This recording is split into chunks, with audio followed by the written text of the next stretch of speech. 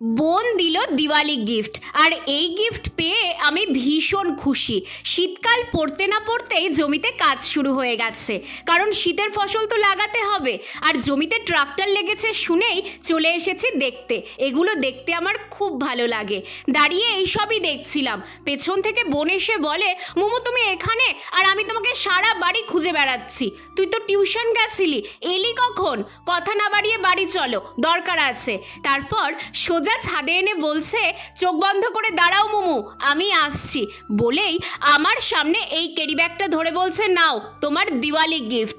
মহারানী tuition পড়তে গেছিল না সকালে, তখনই ফেরার সময় এনেছে। পুজোতে যখন আমি ওকে গিফট দিই তখন বলেছিল, তোমার গিফটটা কালী পুজোতে পাবে। আরও জানে গাছই আমার প্রিয় জিনিস, আর এটা অনেক বেশি পকেট ফ্রেন্ডলিও। তাই শীতের গাছ বাজারে দেখতে পেয়েই ডায়ান্থাস, ক্যালেন্ডুলা আর অ্যাস্টারের চারা কিনে এনেছে আমার জন্য।